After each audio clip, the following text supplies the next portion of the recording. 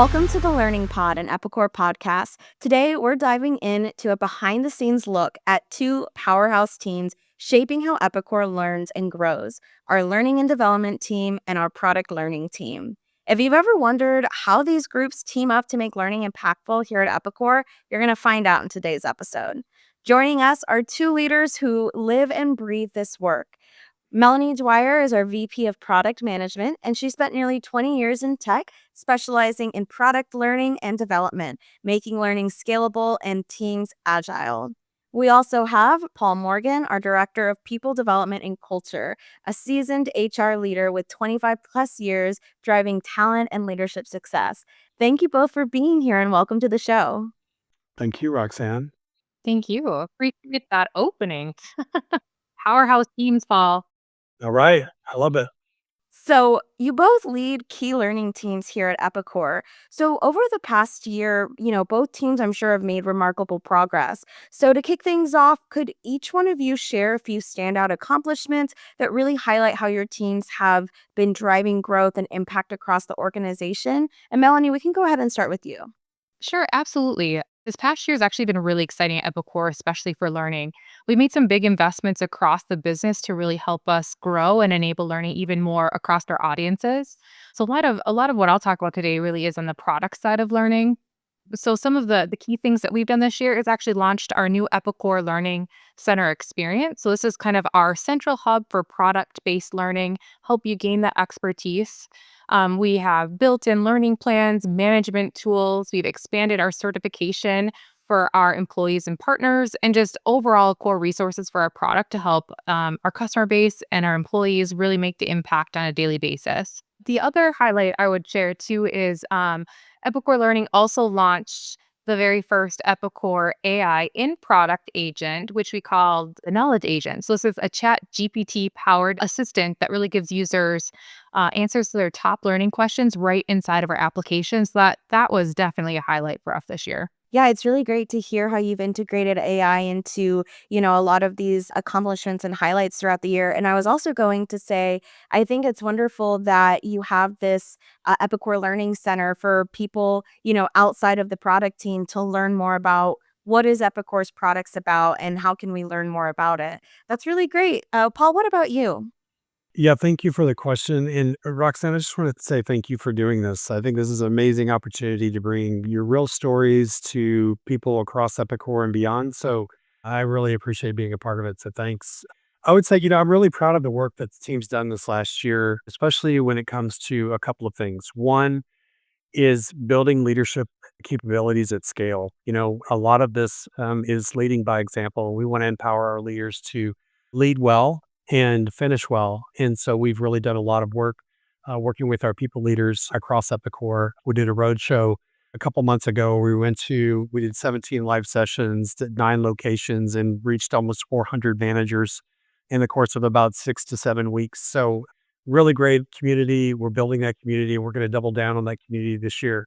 I would say the second thing that we're doing is, we're doing our best and we're working really hard to elevate the employee experience and our culture. Our internal comms and employee experience team works really hard to bring all the great things that we do from a learning development perspective, Epicor learning in other areas of Epicor to everyone that works here. And it really is in the sense of building community, connecting people really well, and having a shared purpose. And so we will continue to do that work and really excited of the work that was done last year. And then I would say the last thing from a pure learning perspective, which I really care about, is we want to embed learning as an everyday practice. We're starting to infuse this across our performance cycle. We want people to have development conversations during performance reviews, during their check-ins. So it's not just a once or twice even thing per year, but it's something that's happening all the time. So we want to encourage that growth. We want to give more direction around how people can grow and what tools they can be using, and help people achieve what they really are out to achieve. Thank you for that response, Paul. And I think that that's something that is new for me as coming into this company is seeing how important it is to build a learning culture, whether that's a product learning culture or just a professional development learning culture. I think for me, when I first came here, I always kind of saw product learning and, the L&D team as two separate entities. And I think that one brings me to my next question, which a lot of the learning that happens behind the scenes can feel really like a mystery. So, what's one common misconception about how learning happens at Epicor, and how would you debunk it? Paul, do you want to go ahead and start with that? Yeah, and you actually answered the question. So it is not just an event, it's a culture. It's something that's embedded in our everyday activity. It's something that we should all be waking up thinking about, how can I grow? It's really about where am I at now, where I want to go, and how do I get there? And so we want that growth culture to be a part of everything. And that's not just professional development. That's how people know our products really well. That's how our salespeople are developing to be able to be in front of customers and sell really well and close deals. And so we are working really hard again to make sure that we're trying to embed that culture and across the employee experience. It doesn't start in one place and stop. It's throughout somebody's journey here at Epicor. Nice. And Melanie, can you add on to that? Yeah, I would say for me, I think one of the big misconceptions is really that learning happens in a really formal setting, right? Like it happens during your onboarding. And really, as Paulo shared, it's an everyday thing in every role.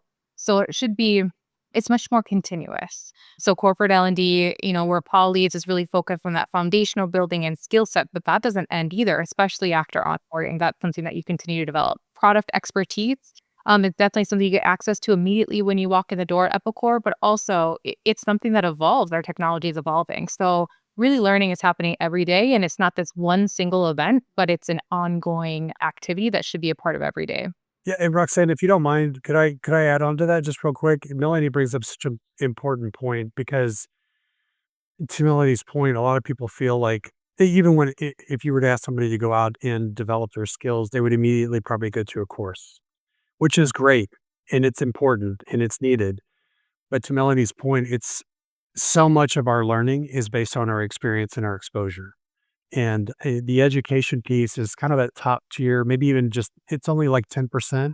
The rest of it is what we're doing, having a mentor, taking job rotations, learning new things on your own. So it's not that formal piece that is the only part of learning. Yeah, and I think learning happens beyond just the computer courses on LinkedIn, although those are really great attributes that we have and tools that we have. I definitely understand what you're saying is that a lot of learning happens in the field every day, learning from others and just kind of learning as you go as well. One question though that came to mind while you all were answering this is, what advice would you give to someone who has a really heavy workload in terms of what they are just kind of juggling every day? How can they make time for development if there's just schedules are just so busy?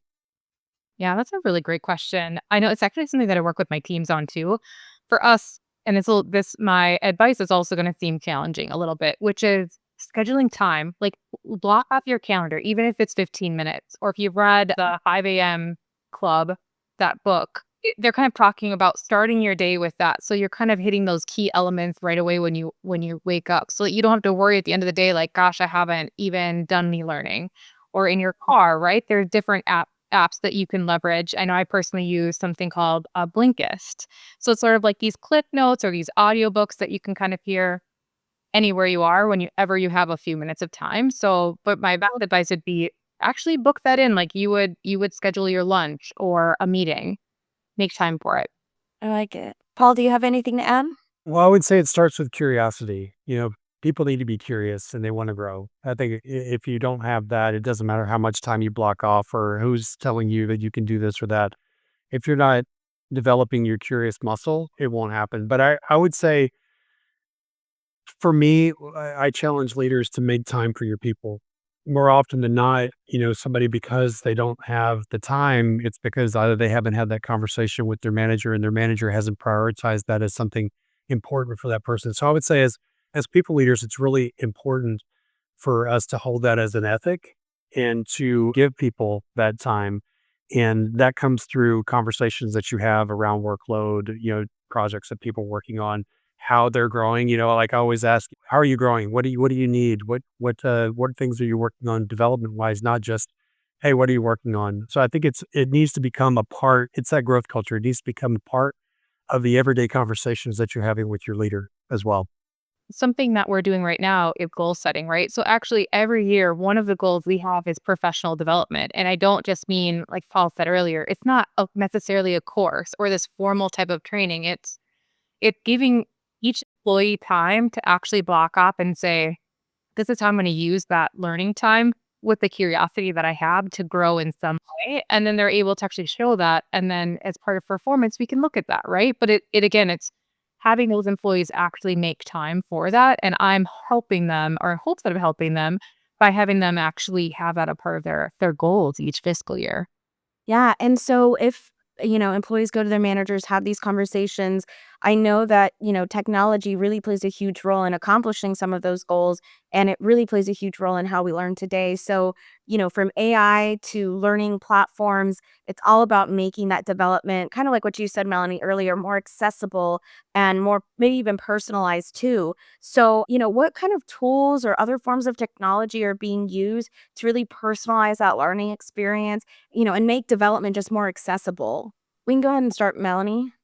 So I've mentioned the Epicor Learning Center. So we have some centralized tools. We have LinkedIn Learning, the Knowledge Agent that I've mentioned. We really, I would say, are leaning into AI tooling. So we are investing pretty heavily in, things like Microsoft Copilot or OpenAI to help in a variety of areas of our work. And then we're also not just saying, hey, here's a tool, go use it. We're also doing a lot on the back end to say, allow people to explore, but also give them resources that they can use to help build that experience with that, which is kind of a two-pronged approach, right? Because you're giving them access to be working smarter, probably getting rid of the things that they don't love to do. You're giving them access to learning on a tool or like a new way of thinking. So it's sort of been a really neat thing to see kind of the evolution of how AI is playing a bigger part. And it's helping us, I think, spark ideas across our entire business and bringing us even closer together. Because as one team is developing something to help in some way or using a tool in a certain way, we're sharing that information and then we're not having to reinvent that wheel. Yeah. And I know even with like LinkedIn Learning, of course, they have over 23,000 courses or something like that. But Paul, do you want to talk a little bit more about, the AI tools within LinkedIn Learning or any other tools? Yeah, no, as Melanie mentioned, we've invested in LinkedIn Learning for employees to, identify areas where they can grow. As you mentioned, there's a lot of courses out there. So I always encourage people to be very specific. Otherwise, you're going to get hundreds of courses for something. So get specific, know what you want, and then go look for it. But we've also added, and they've added this as a feature where they have an AI coach in role play. And we're building internally, we're building using that platform to build some specific scenarios that managers and employees can go through leading up to performance conversations or mid-year conversations or goal setting, or having a difficult conversation or recognizing somebody. I mean, giving and receiving feedback is so important and sometimes it's overlooked. Everybody feels like they do it really well. And I would argue that, everybody has an opportunity to learn. So that's really great. So the AI coach and role play is a fantastic addition to that tool. I think out of the box, they have over 300 already, scenarios that you can just pick and choose from. And I'm sure that's growing every day, but we're gonna look at some very specific ones that are related to Epicor, the Epicor journey. I would say, community is also a huge way that we learn. We've talked about this a lot, learning from others, having a mentor. We have a great mentoring platform that Roxanne, you lead, and it's really exciting to pair people up and have them learn from people that have got experience in a place where they want to grow in. So highly encourage, folks here at Epicor, or anyone for that matter, to have a mentor. I've had several over the years and they've been impactful in my life. But other things like, we do career lunch and learns, or we do pop-ups. We talk about careers with people, help them kind of understand and navigate what that looks like. We have a Viva Engage Grow at Epicor community where we talk about learning. Somebody else on the team, Gracie, is doing our quarterly challenges. So challenging, just be more prescriptive, helping people, give them that nudge to go out there and explore and learn, but maybe even be more prescriptive around things that we feel are relevant to everybody here at Epicor, establishing a really great baseline of competencies that we want to see. Yeah, and I think it's great to hear kind of in the two realms that you all lead, how it's growing so much just separately. But I know that there's also some partnership between both of y'all's teams. And, when different sides of learning can come together, I know that the impact just multiplies. So maybe, Paul, you can start us off with this answer, but can you share a little bit about how these two teams are collaborating to create a very unified learning experience for employees and for customers? Yeah, sure. I mean, I'll give you a high level and then I'll give you a very specific example that's really exciting. So I think from the start, Melanie has been an amazing partner. We've been able to talk. We worked on the AI Pioneer program together, and she was a huge asset to building just the framework of how that was going to do. But that was a program that we took several people through to really identify high impact opportunities that we can use AI within our business. And I would say, we're working together with others as well. There are other folks within Epicor that lead different enablement programs, and as like a council, a learning council. And so that's really coming together so we can share, understand, align, leverage all the great work that each of the teams are doing in their unique way. Yeah, in this specific example, when again, aside from the AI Pioneer program, which was really successful and we had great outcomes, but we worked together on a Prism certification, so not a full certification, but a certificate of, and the idea is we wanted everybody in the realm of AI, in the realm of product, understanding our products, because they're the reality is that a lot of folks that work here aren't necessarily within our, working with our products a lot. So we wanted to bring some of that more to the front. And so we created a certificate program together where everybody at Epicor can go through that. And not only do they learn all the great things about Prism and what that's bringing to our products, but also, just AI in general and how to start to infuse that thinking and methodology in our everyday work. Yeah, so we have the AI Pioneer program, the Prism certificate. Melanie, do you want to either add on to some of that, or is there other ways that y'all have collaborated recently? This is a really good question because we really are very unified. I think it does start, as Paul kind of shared, at a very high level. We're aiming towards the same mission, right? We're empowering learning for growth, for continued success. And I think that mission helps tie us together. But then we also play that unique role. So again, he's really looking at that foundational level and that continued skill building for personal and professional side. I'm a little bit more on the product learning side. Then we have the teams that do functional or enablement across the team. So I think that ecosystem is really coming together. And another really great example is the functional learning. So learning happens at each department level, but it takes much more than a single group to be able to do that. Where we're creating learning paths for the core focus typically is onboarding, but then there's continuous learning that we can add into that. So it's really creating the wheel the first time for hiring managers and employees to be able to have a learning path to get employees productive very fast. So Paul and team do a fantastic job, doing the initial onboarding and the foundational skills and tools that you need at Epicor. Then my team will help layer in that product expertise that are very role specific. And then we work with those functional teams to say, okay, what do you need for those roles? And we build a learning path in our central systems for trackability, accessibility, all of those things. And again, that's me takes a village and it's a pretty fun build to be a part of. Yeah, and I like how you actually mentioned the idea of an ecosystem that's being built. Beyond L&D and product learning, are there any other specific teams or other programs out there that contribute to Epicor's learning culture that our listeners may not be aware of?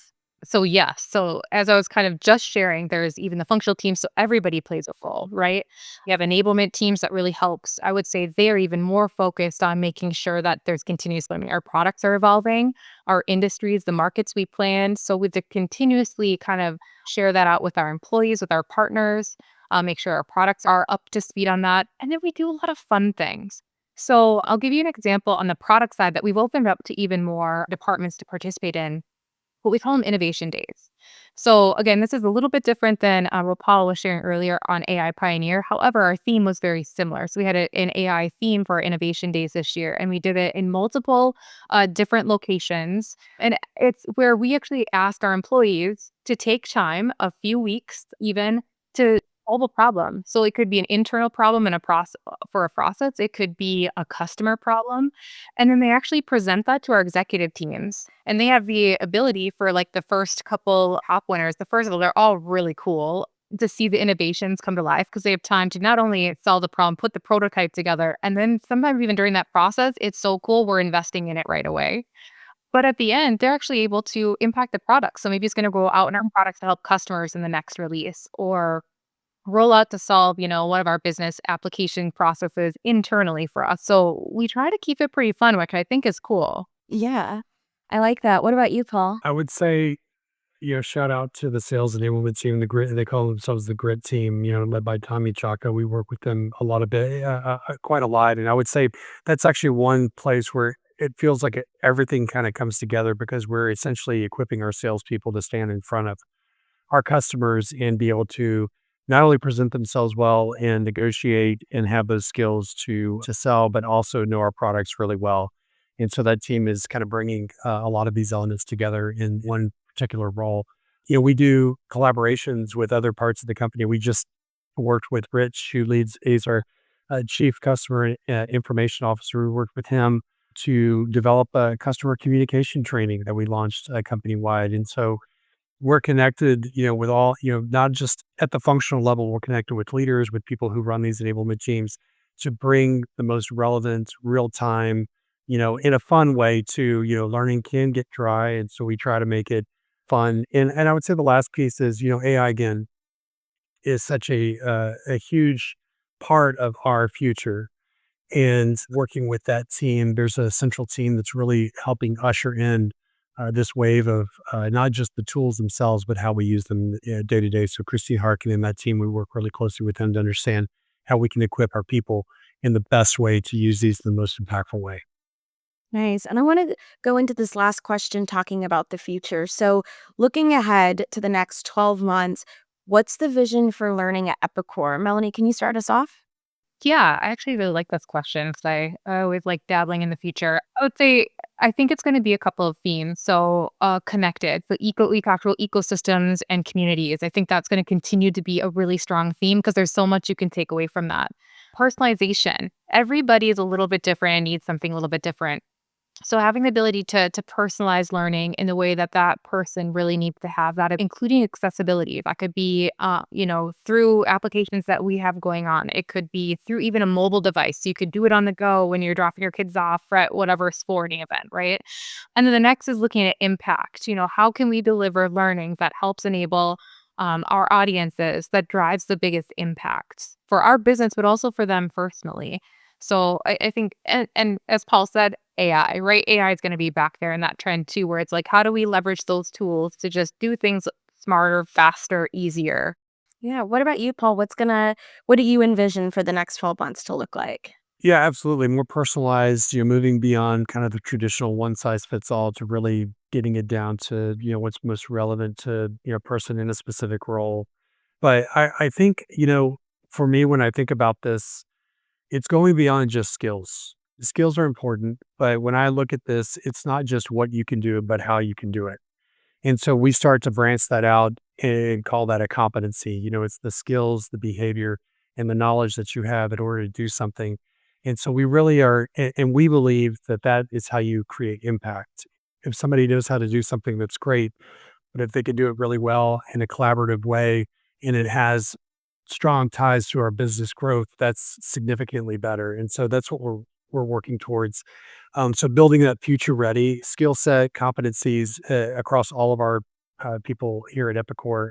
I would say the other piece is like continue to empower leaders, as growth catalysts. They are the force multiplier, if you will, in terms of growth that can happen across the company.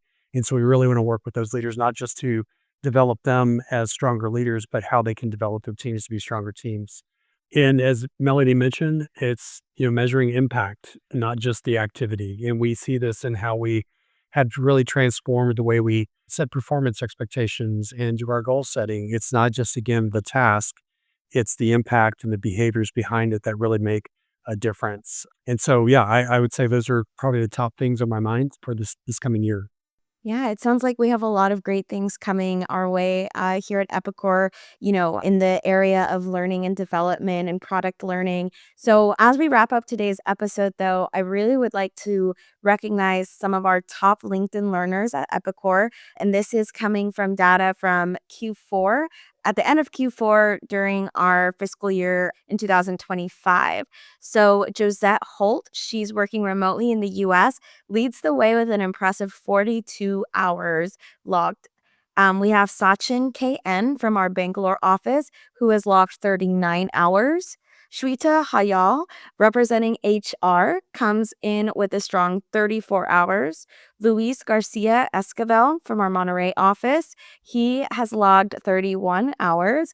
And finally, Lisa Downing, joining us from our Australia office, she has logged 31 hours. I just want to say thank you to those top 5 learners of Q4 and FY25. You all are really leading the way, showing that, you can really make time to get on LinkedIn Learning. And now that there's so many new tools available out there, I hope to see that you all are finding great benefits out of it. And I want to leave our listeners with a little bit of a challenge. Just like we talked about with Melanie and Paul, set aside 20 or so minutes this week to explore something new that stretches your thinking. Maybe it's exploring a new tool, a leadership concept, or a skill outside of your comfort zone. Maybe this is a webinar. Maybe this is the LinkedIn Learning AI role play. Maybe it's checking out the ELC, or maybe it's looking into joining our mentoring program. But make sure you go out and share what you're learning with someone else, because that can spark their growth as well. Thank you again, Melanie and Paul, for joining me on today's episode of the Learning Pod. Thank you. Thank you, Roxanne. Thank you, Melanie. And thank you to everyone who tuned in. Thanks for listening, and always keep learning, and I'll see you on the next episode.